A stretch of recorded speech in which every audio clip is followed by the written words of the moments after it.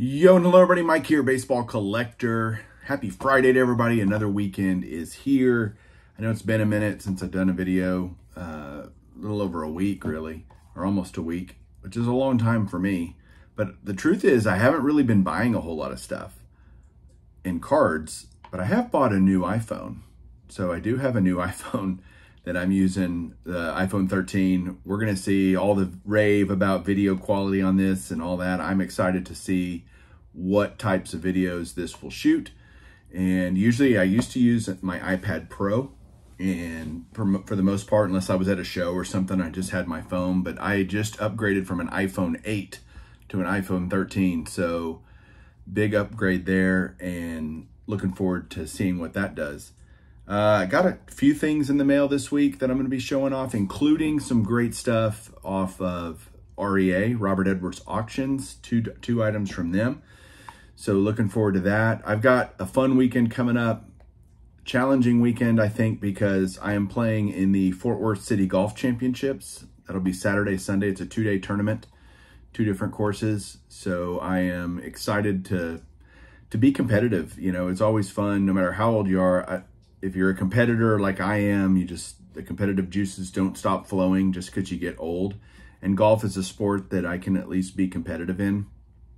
It's great because they flight you based on your handicap. And so I'm just, going to see how I match up against other guys that are about the same quality of golfers as me. Of course, if they're sandbaggers, it won't matter. They'll just wipe the floor with me. But it's a tournament that I've played in multiple times, and so I've got some experience, and I hope I can bring that to bear, and we'll see. At least it'll be fun, no matter what. I may completely embarrass myself, which is highly likely, actually, the outcome, but I will have fun. So let's flip this camera around and get into some cards, show you what I got. Hang on one second. All right, here we go. I'm going to save the REA stuff for the end. I'm going to show you some other things that I've been picking up. And, one thing I try to do when I collect is I'm going to use the word speculation, but what it is I try to anticipate, that's probably a better way of, maybe future Hall of Famers, try to get stuff now, or in this case, award winners. And I've looked at several websites, like who's going to win MVPs and Cy Youngs in each league. I try to get an autograph of every award winner, and I have 90-something% of them already. Some key MVP winners I'm missing are like Thurman Munson. I don't have an autograph of him, or Roger Maris. They're super expensive, and so I don't have any of those. Doesn't mean that someday I don't want to get them. It's just there's other stuff I'd rather get. And this year in the National League, one of the leaders in a lot of people's eyes for the Cy Young is this guy right here, Mr. Zach Wheeler. And so I got an autograph of his. I think I paid $7 or $8 for this total. I just found a cheap one. I don't get hung up on trying to find like the super cool on-card Topps 1-of-1 stuff. It's just I need an auto of the guy. And so I go look for one. And the other thing is Zach Wheeler may not win the Cy Young Award. So if he does, though, I've got an autograph of him from Donruss Signatures, and that'll be good enough for me for my collection. I found one guy that had a whole bunch of slabs on eBay, and I just started buying a bunch of stuff. The first one is this 1989 Donruss Nolan Ryan. Needed that for my Nolan Ryan run. These are all cards that are on my kind of master, I want to get these list. Then I got a couple of 87 Topps Hall of Famers. I got this Whitey Herzog manager card in a mint 9. I got a Sparky Anderson 87 Topps in a mint 9. I'd love, by the way, if you're watching this, just to give me some feedback on what you think about the quality, if it's better or worse than my normal videos. It looks on my end, as I'm looking at it, much, much better, but I don't know. Here's an 84 Topps All-Star Tim Raines. I needed that sucker. I got I'll just show this way, 84 Topps Angels batting and pitching leaders with Rod Carew as the batting leader. That's in a mint 9.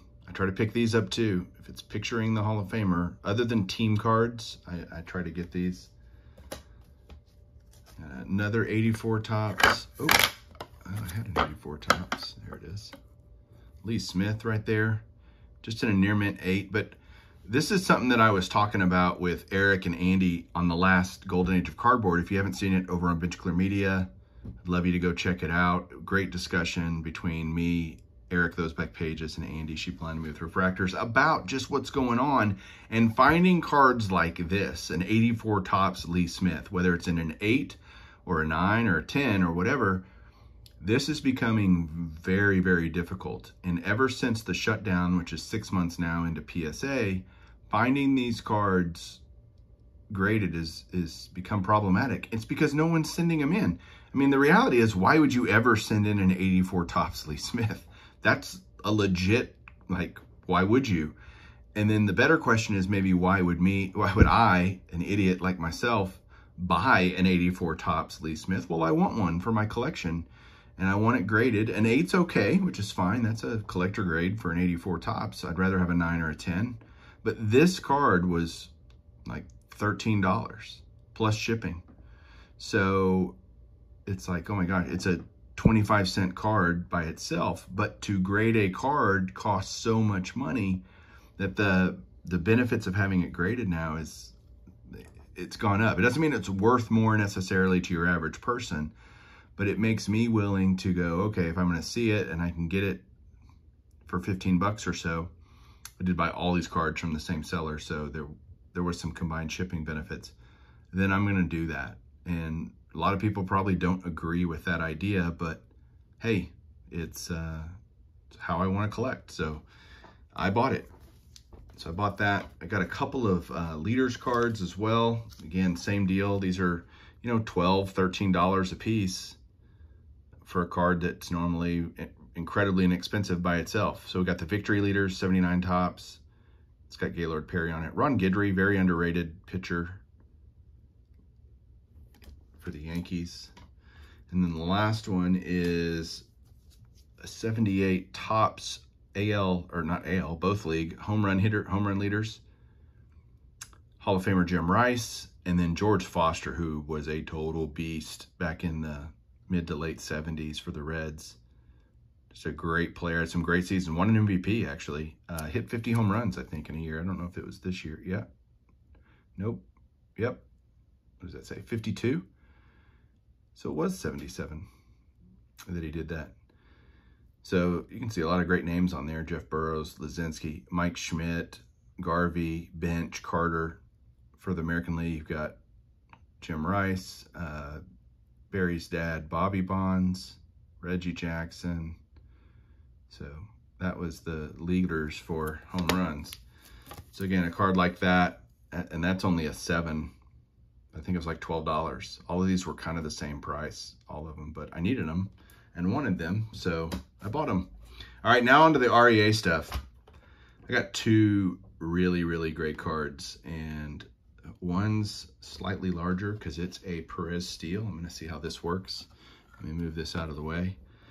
But I got this beauty. This is a Perez Steel. This is from a set called the Masterworks Collection, and that is probably the least popular of all of the Perez Steel sets. It's only, I think, 10 players and 5 cards each in different designs.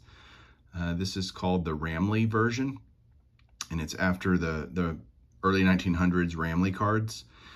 These are not easy to find, and I got that. This was again on the REA auction. It was a solo item by itself.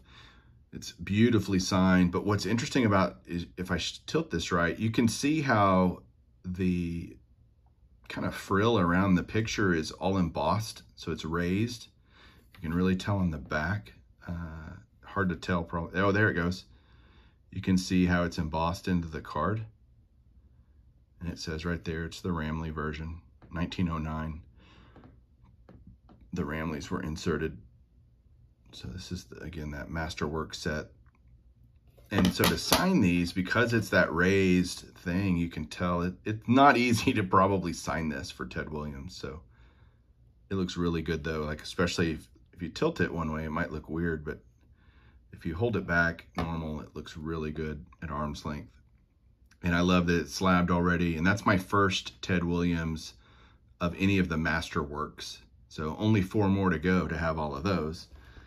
Glad to get that. And then the big purchase from REA, which I think that Ted Williams was actually $192, I think, with the juice. So that was the all-in cost on that. This was a little more than that, and that's because of this person's cards. But this is an example here of totally buying the card. This is a PSA 2 55 Topps Jackie Robinson. And when I look at this card, when I looked at this card, I was like, oh my gosh, that is the most gorgeous 2 I've ever seen. And it's one of those on REA. They do such a good job showing really high quality scans of the cards, front and back, so you can check them out.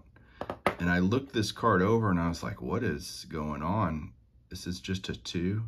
You've got some really dinged up corner, like almost rounded over corners. But that really does not take away from how absolutely gorgeous this is. And so I am just thrilled to death to have this, to have gotten this. It's really beautiful.